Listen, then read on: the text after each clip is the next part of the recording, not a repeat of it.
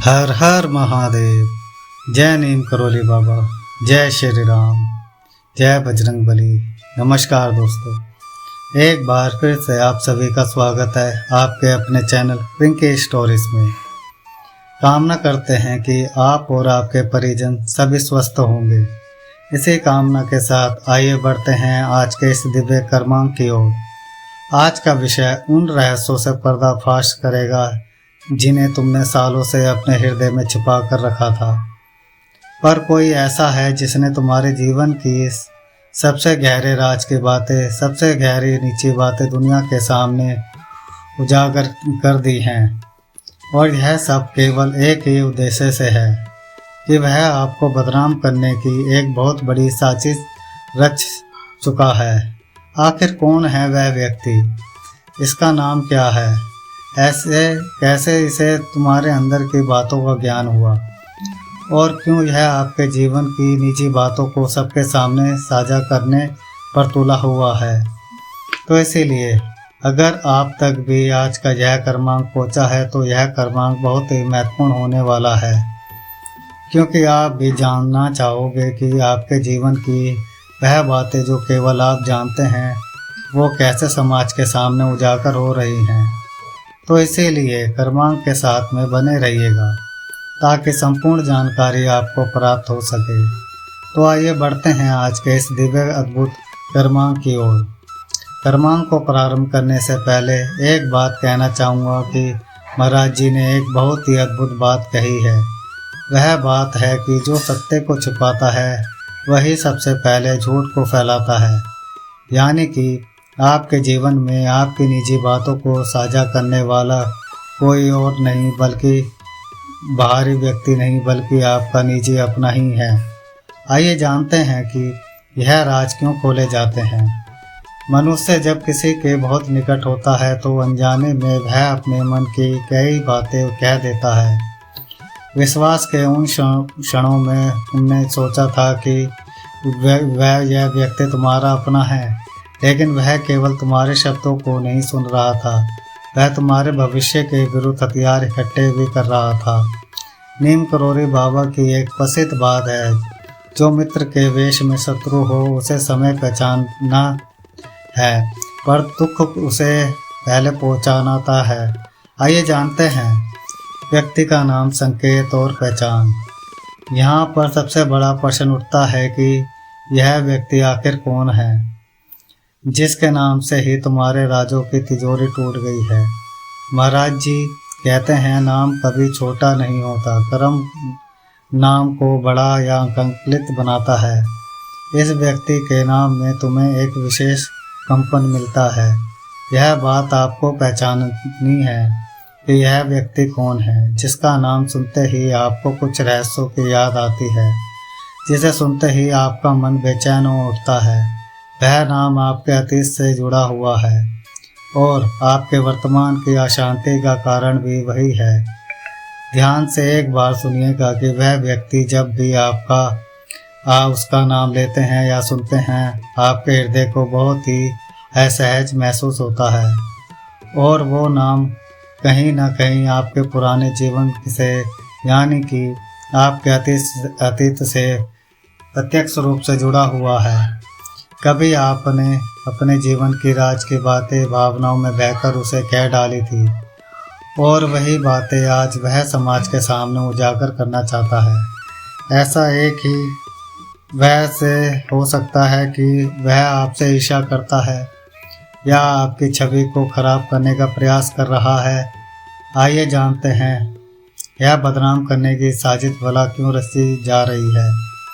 आपको बदनाम करने की यह साजिश अचानक से नहीं बनी, यह बहुत सुनियोजित थी, पहले से तय थी। आपके हर कदम पर नज़र रखी जा रही थी, आपके शब्दों को संकलित किया गया, और फिर जैसे ही उसे समय मिला आपको नीचा दिखाने का, तो यह दुष्ट खेल उसने प्रारंभ कर दिया। महाराज जी का एक बहुत ही अद्भुत वचन है, जो दूसरों को गिराने में आनंद खोजता है वह आत्मा से पहले ही मुक्त हो चुका होता है।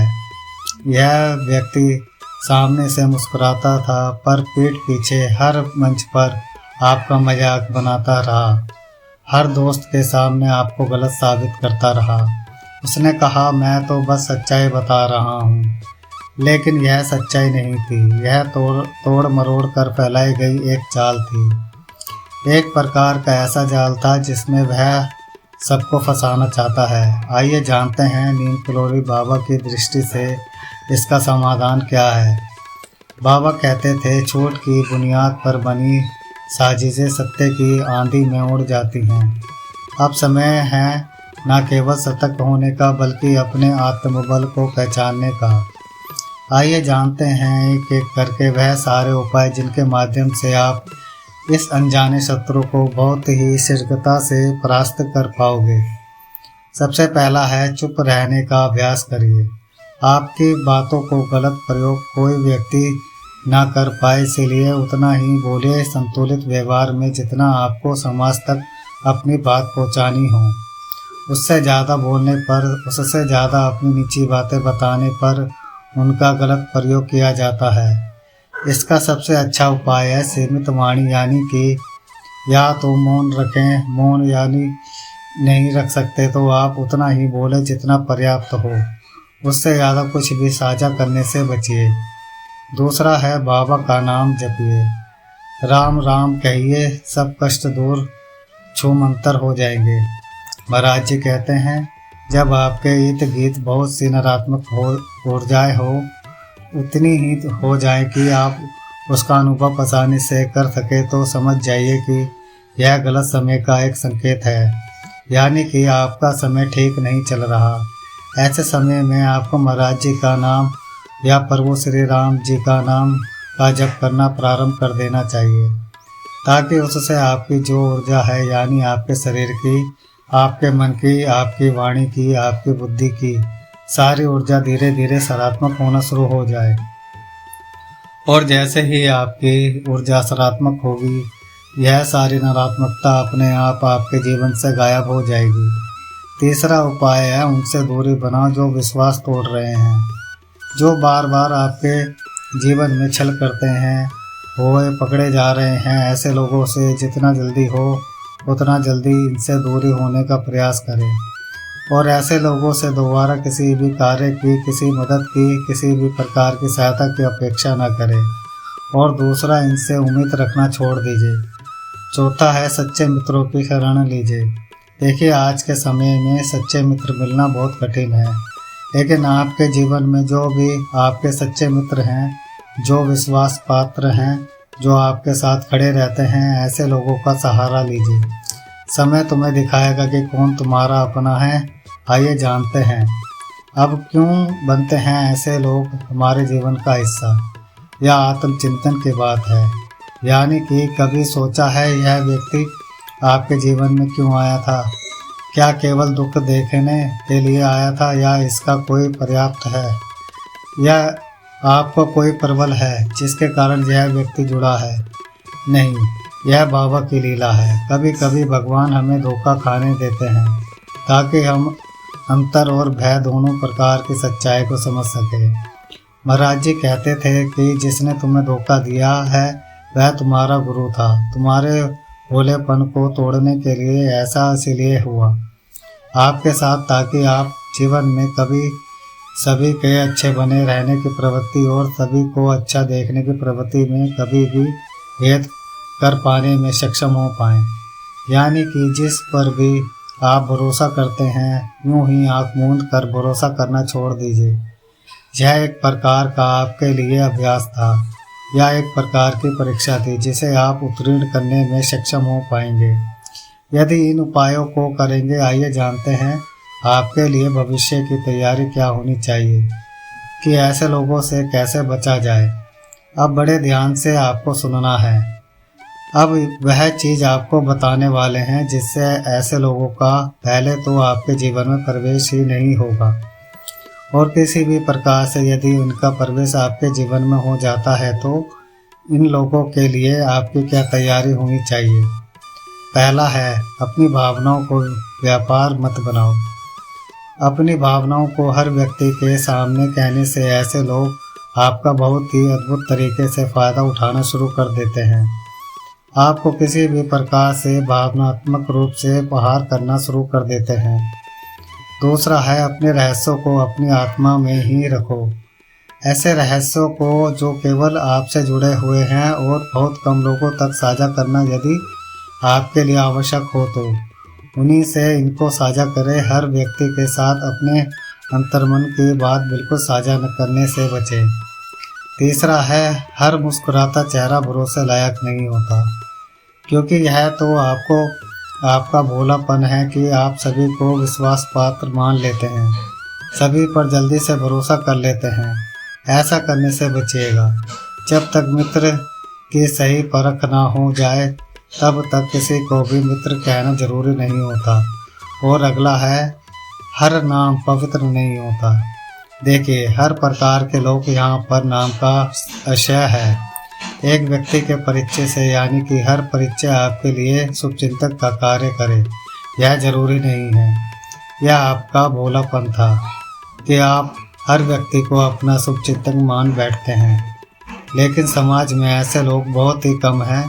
बाबा जी कहते हैं, जो तुम्हारे बारे में बात करता है वह तुम्हारे लिए नहीं है, ऐसा जरूरी नहीं होता। इसलिए अब वह समय है जब तुम्हें अपनी शक्ति को जगाना है, सत्य को अपनाना है और उन नामों को पहचानना है जो तुम्हारे विरुद्ध खड़े हैं। यहाँ पर अपनी सूझबूझ और बुद्धिमत्ता का प्रयोग करके देखिएगा कि कौन ऐसा व्यक्ति है जो आपको हमने संकेत बताए हैं कि ऐसे लोग आपके जीवन में कुछ खराब करने की मंशा रखते हैं, आपके राजों को खोल रहे हैं, तो आपको उनका नाम जरूर उजागर हो जाएगा। अगर महाराज जी की कृपा हुई तो ऐसे लोगों से बचने के लिए आप यह कार्य कर सकते हैं, क्योंकि साजिशें रुकेंगी नहीं, पर तुम्हारी चुप्पी एक दिन उनका उत्तर बन जाएगी। राम का नाम लीजिए, बाबा हमेशा आपके साथ हैं, और जो सच्चा है वह कभी बदनाम हो ही नहीं सकता। मन में यह प्रबल विश्वास बना लीजिएगा, आपको कोई शक्ति कभी पराजित नहीं कर पाएगी। तो यह था आज का अद्भुत कर्मांक। आशा करते हैं कर्मांक आप सबके लिए बहुत बहुत फलदायी हो। इसी कामना के साथ समय आता है विदाई लेने का, और विदाई लेने से पूर्ण समय है रोजाना की प्रार्थना का। और मैं यही प्रार्थना करना चाहूँगा कि महाराज जी सभी को सद्बुद्धि और सद्बुद्धि की प्राप्ति कराए और इस संपूर्ण लोक का कल्याण हो।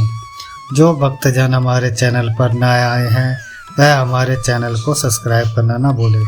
ज़्यादा से ज़्यादा लाइक करें, शेयर करें और कमेंट करें, और ज़्यादा से ज़्यादा अपने दोस्तों और रिश्तेदारों को यह वीडियो पहुँचाएँ, जिससे कि वो भी अपने आसपास के शत्रुओं से बच सके और बाबा का आशीर्वाद प्राप्त कर सके। धन्यवाद।